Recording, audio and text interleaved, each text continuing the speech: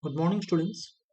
In this video, we will learn about the physiology of urine formation, which is also known as uropoiesis. So, urine formation involves three processes. Number one, ultrafiltration or glomerular filtration. Number two, tubular reabsorption or selective absorption. And number three, tubular secretion. First, ultrafiltration or glomerular filtration. The blood flows through the glomerulus under great pressure. This part is the glomerulus. So the blood so the blood flows so the blood flows so the blood flows so the blood flows so the blood flows through the great pressure under great pressure, which is much greater capillaries elsewhere. Greater pressure is that the efferent arteriole the efferent arteriole this efferent arteriole this is the efferent arteriole, that means incoming, and here it is the efferent arteriole, that is the outgoing arteriole. So this outgoing arteriole or this efferent arteriole is narrower than the efferent arteriole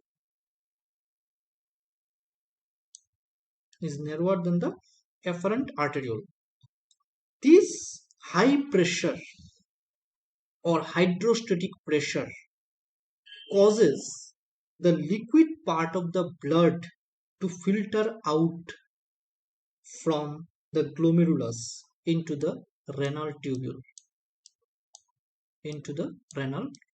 That means here into the Bowman's capsule. So this filtration under extraordinary force is called ultrafiltration, and the filtrate fluid is called here glomerular filtrate or nephric filtrate, or it is also known as ultrafiltrate. So here in this part, after the glomerular filtration, the glomerular filtrate, which is received by Bowman's capsule, it contains water and other dissolved substances such as urea, uric acid, amino acids, glucose, sodium ion, potassium ion, vitamins, etc. That means the glomerular filtrate contains non-essential as well as essential elements. So this is the first step, that is known as the glomerular filtration. Second step, tubular, this part from this portion, that means from the Bowman's capsule to up to this part, this is known as the renal tubular part. This part is called renal tubule, and thus the reabsorption, as it mainly happens in this part, it is known as tubular reabsorption, and here the selective substances are mainly reabsorbed, thus it is called selective reabsorption or selective absorption. So from the Bowman's capsule, the glomerular filtrate courses through the tubules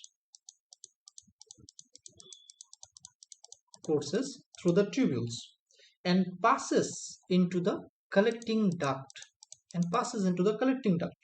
So during this course, its composition, osmotic pressure and pH get changed due to reabsorption of water and many solutes from the filtrate in this tubular part. The reabsorption of only useful substances from the filtrate into the blood capillaries is called tubular reabsorption or selective absorption. and it is achieved by diffusion, facilitated diffusion, active transport, co-transport, and osmosis. K plus, Ca2 plus, Mg2 plus are reabsorbed by diffusion process. Bicarbonate ions, amino acids, glucose, fructose, etc. are reabsorbed by facilitated diffusion process. Sodium ion is reabsorbed by this part through the process of active transport, and water, as we all know, is reabsorbed by the process of osmosis. So first, the reabsorption occur in the tubular part. It begins in the proximal convoluted tubular portion. So proximal convoluted tubule or PCT is specialized. This part is specialized for reabsorption. Its epithelial cells possess numerous mitochondria and microvilli. Entire glucose, amino acids, and most of the inorganic ions like sodium ion, potassium ion, chlorine ion, water, and some urea also are reabsorbed from that filtrate. The filtrate at this stage is isotonic. Now next, the reabsorption in the loop of Henle's part. Now the reabsorption process in this part, in the loop of Henle's part, it's very important, because see, in the proximal, up to the proximal convoluted tubule, it is isotonic. Now next we are moving into the loop of Henle's part, that means in this part. So reabsorption is minimum in this segment, and the events which mainly occur in the loop of Henle, first it occurs in the descending limb, that is the descending limb of the loop of Henle. This is the descending limb of loop of Henle. The upper thick segment of descending limb is impermeable to ions. It just transferred the isotonic solution to the narrow segment of the descending limb, and lower thin segment of this descending limb is freely permeable to water. That's why, see, the water is reabsorbing here. Interstitial fluid around it has the fluid which is mainly present there. Interstitial fluid around it has a high osmotic pressure due to high concentration of sodium chloride. Therefore, water moves out of filtrate by osmosis into the interstitial fluid. Due to exit of water, filtrate becomes hypertonic. So the filtrate which is now present in descending limb, now it is hypertonic by the time it reaches the loop and enters the ascending limb. Now next, in the ascending limb, this is the ascending limb. This part is called as the ascending limb. This is the ascending limb part. Ascending limb is impermeable to water. You can see there is no reabsorption of water in this part. Okay, so it is impermeable to water along its entire length, and its lower thin segment, this part, and its lower thin segment is permeable to ions like Na plus, K plus, Cl minus. And ions leave filtrate by diffusion process. Okay, now next, this is the thick segment of the ascending limb. So the filtrate, it mainly passes from the thin segment of ascending limb to the thick segment of this ascending limb portion. Now next, there is the reabsorption in this distal convoluted part. This is the distal convoluted portion of the renal tubule. So first we are just talking about the reabsorption of water. Okay, so stepwise I'm just explaining here: reabsorption of water, then reabsorption of Na plus ions, and the reabsorption of bicarbonate and other essential element in this distal convoluted part. So here it is written at the top, distal convoluted part. This part is the proximal convoluted part, which already I mentioned. So reabsorption of water. So when water in blood plasma goes down, posterior pituitary gland releases antidiuretic hormone or vasopressin, and this increases the permeability of distal convoluted tubule, collecting tubule, and collecting duct. This part also, this part is the collecting duct. This part is the collecting duct. Water is reabsorbed from the filtrate. So here the solution which is mainly moving through this part, it is the glomerular filtrate. So water is reabsorbed from the filtrate, and concentrated urine in less volume is produced. As soon as water level of plasma comes to normal, ADH secretion stops, and permeability of distal convoluted tubule, collecting tubule, and the collecting duct decreases, and less water is reabsorbed from the filtrate part. This results in the production of dilute urine and in more quantity. Next, reabsorption of Na+.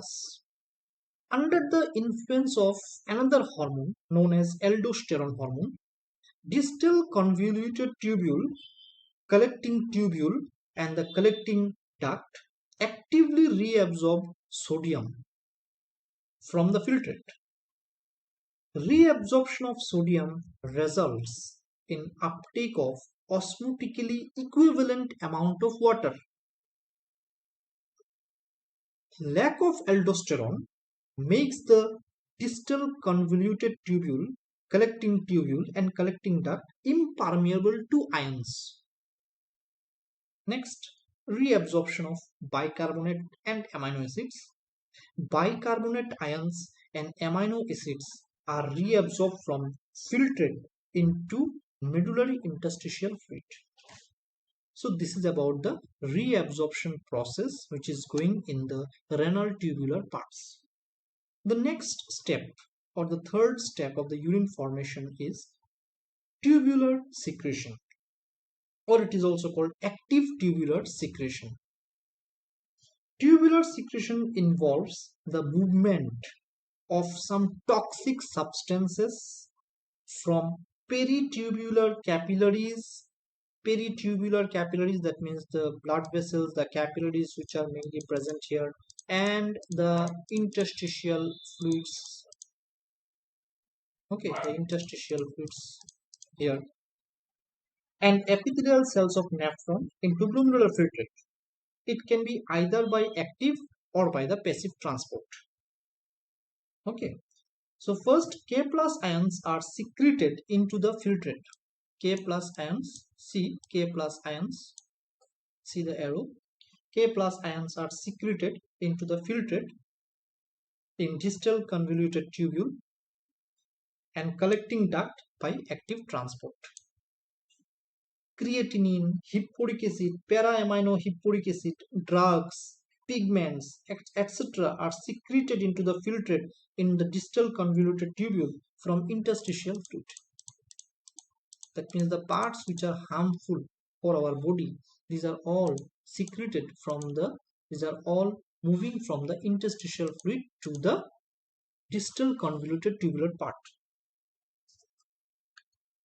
So mammals, including human, produce concentrated urine.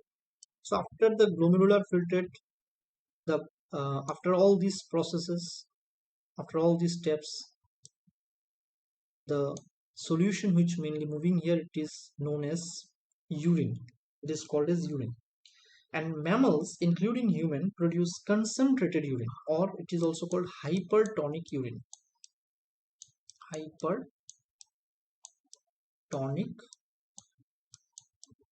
hypertonic urine. Hypertonic urine. Hypertonic urine. The urine is concentrated in Henle's loop and in the vasa recta. That means the associated blood capillaries with the loop of Henle. In the two limbs of Henle's loop, that means descending limb and the ascending limb, filtrate flows in opposite direction. Filtrate flows in opposite direction. Here it is flowing in this direction, here it is flowing in that direction. Okay, so filtrate flows in opposite directions. This forms a counter current. So it forms a counter current here. Similarly, the flow of blood through the two limbs of vasa recta, that means the capillaries, secondary capillary network here, it is known as vasa recta. So the flow of blood through the two limbs of vasa recta is in a counter current pattern. This system of flowing a liquid in two, in this ascending limb and in the descending limb and the ascending limb in opposite direction is counter current mechanism.